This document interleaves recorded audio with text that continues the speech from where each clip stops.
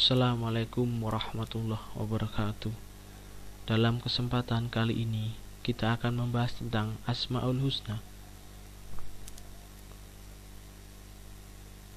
Standar kompetensi memahami Asmaul Husna. Selanjutnya, kompetensi dasar menyebutkan arti ayat-ayat Al-Quran yang berkaitan dengan 10 Asmaul Husna. Kemudian mengamalkan isi kandungan 10 Asmaul Husna. Selanjutnya, pengertian Asmaul Husna. Asmaul Husna adalah nama-nama Allah yang baik.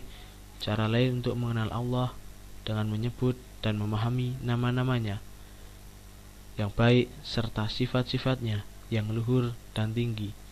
Jadi, dengan memahami dan menyebut nama-nama itulah manusia dapat mengenal Allah Subhanahu wa ta'ala. Dalam surat Al-A'raf ayat 180 Allah berfirman, Walillahil asma'ul husna fad'uhu biha wa dharul ladzi yulhidu fi asma'ihi sayajzauna ma kanu ya'malun. Artinya, hanya milik Allah Asmaul Husna, maka bermohonlah kepadanya dengan menyebut Asmaul Husna itu, dan tinggalkan orang-orang yang menyimpang dari kebenaran dalam menyebut nama-namanya. Nanti mereka akan mendapatkan balasan dari apa yang telah mereka kerjakan. Selanjutnya dari Nabi Agung Muhammad sallallahu alaihi wasallam bersabda, Innallaha tis'an wa tis'ina isman illa wahidan man ahsaha dakhalal jannah innahu witro yuhibbul witro. Sesungguhnya Allah mempunyai 99 nama, yaitu 100 kurang 1. Barang siapa yang menghafalkan akan masuk surga. Sesungguhnya dia itu maha ganjil, menyukai pada sesuatu yang ganjil. Hadis riwayat Baihaqi. Kemudian selanjutnya 10 Asmaul Husna. 10 Asmaul Husna yang akan dipelajari. Yang pertama adalah Ar-Rahim, yang artinya Maha Penyayang. Yang kedua, Al-Mu'min, yang artinya Maha Pemelihara. Selanjutnya, Ad-Jabbar, yang Maha Perkasa. Al-Qudus, yang Maha Suci. As-Salam, yang Maha Mengamankan. Al-Muhaimin, yang Maha Penjaga dan Melindungi. Ar-Rahman, yang Maha Pemurah. Al-Aziz, yang Maha Mulia. Al-Mutakabir, yang Maha Agung. Al-Malik, yang Maha Raja. Dan selanjutnya dalam Ar-Rahman dalam Al-Quran surat Al-Isra ayat 110. Qul ud'ullaha aw ud'ur rahman ayyamam ma tad'u falahul asmaul husna wala tajhar bisolatika wala tukhafit biha wadbaghi baina dzalika sabila. Selanjutnya, mengamalkan manusia harus memiliki sifat pemurah dengan orang lain dari kandungan dalam surat Al-Isra ayat 110. Kemudian Ar-Rahman dalam Al-Quran surat Al-Hud ayat 90. Wa astaghfiru rabbakum summa tubu ilaihi inna rabbi rahimu wadud, yang artinya dan mohonlah ampun kepada Tuhanmu, kemudian bertaubatlah kepadanya. Sesungguhnya Tuhanku Maha Penyayang lagi Maha Pengasih. Kemudian kandungannya adalah mengamalkan manusia harus memiliki sifat penyayang dengan orang lain. Selanjutnya Al-Malik dalam Al-Quran surat Al-Tahabun ayat 1.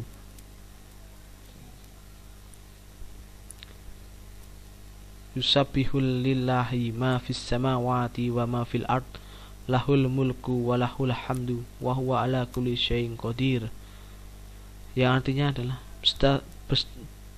bertasbih kepada Allah apa yang ada di langit dan apa yang ada di bumi.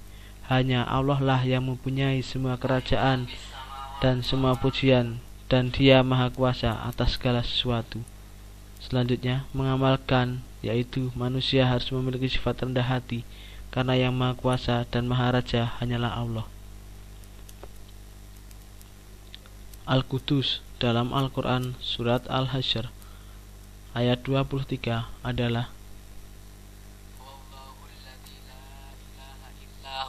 Al-Malikul Quddusus Salamul Mu'minul Muhaiminul Azizul Jabbarul Mutakabbir Subhanallahi amma yusyrikun, yang artinya Dialah Allah yang tiada Tuhan selain Dia, Raja yang Maha Suci, yang Maha Sejahtera, yang mengaruniakan keamanan, yang Maha Memelihara, yang Maha Perkasa, Maha Kuasa, yang memiliki segala keagungan.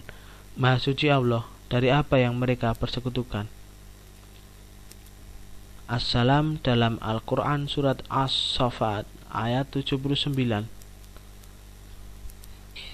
Salamun ala Nuhin fil alamin, yang artinya adalah kesejahteraan dilimpahkan atas Nuh di seluruh alam. Selanjutnya Al-Mu'min dalam Al-Quran surat Al-Hijr ayat 45-46. Innal muttaqina fi jannatin wa uyun adkhuluha bisalamin aminin. Artinya adalah sesungguhnya orang-orang yang bertakwa itu berada dalam surga dan di dekat mata air yang mengalir. Kemudian ayat 46 dikatakan kepada mereka, masuklah ke dalamnya dengan kesejahtera lagi aman. Selanjutnya, mengamalkan manusia harus memiliki sifat memelihara dengan apa yang telah diberikan oleh Allah Subhanahu wa taala.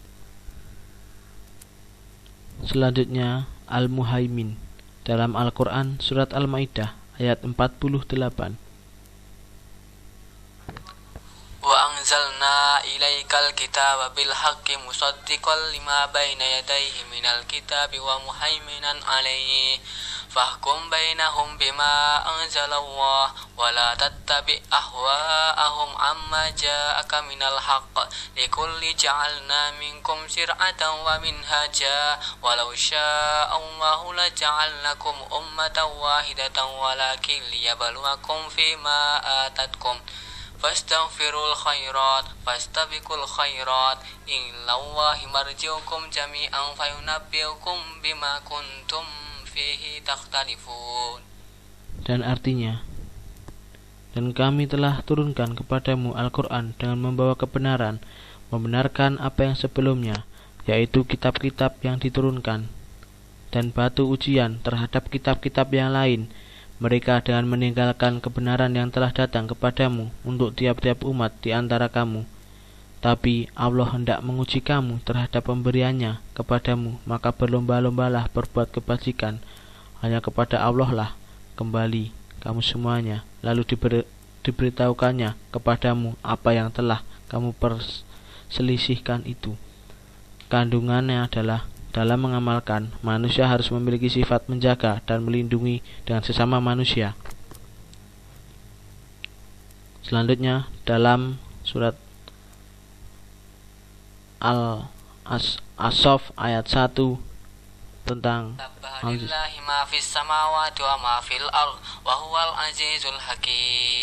artinya adalah telah bertasbih kepada Allah apa saja yang ada di langit dan apa saja yang ada di bumi, dan Dialah yang Maha Perkasa lagi Maha Bijaksana.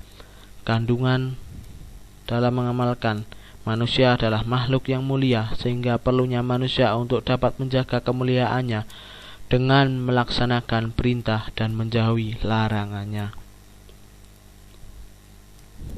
Selanjutnya Ad-Jabbar dalam Al-Quran surat Ash-Shur ayat 23. Huwallahul ladzi la ilaha illahu al-malikul quddusus salamul muhaiminul azizul jabbarul mutakabbir subhanallahi amma yusyrikun. Artinya adalah Dialah Allah yang tiada Tuhan selain Dia, Raja yang Maha Suci, yang Maha Sejahtera, mengaruniakan keamanan, yang Maha Memelihara, yang Maha Perkasa, Maha Kuasa, yang memiliki segala keagungan. Maha Suci Allah dari apa yang mereka persekutukan. Kandungan dari Al-Jabbar dalam surat Al-Quran ayat As-Sur ayat 23 adalah mengamalkan manusia harus meyakini Allah Maha Perkasa, sehingga harus seorang manusia percaya hanya kepada Allah Subhanahu wa Ta'ala untuk memohon perlindungan. Selanjutnya Al-Mutakabbir dalam Al-Quran surat An-Najm ayat 13 sampai 18. Walaqad ra'ahu anzalnahul ukhra inda sidratil muntaha indaha jannatul ma'wa idh yakhsha sidrata ma yakhsha ma zaghal basaru wa ma tagha laqad ra'a min ayatihi rabbihil kubra. Artinya, dan sesungguhnya Muhammad telah melihat Jibril itu dalam rupanya yang asli pada waktu yang lain. Selanjutnya, yaitu di Sidratil Muntaha, di dekatnya ada surga tempat tinggal. Ayat 16, Muhammad melihat Jibril ketika Sidratil Muntaha diliputi oleh sesuatu yang meliputinya.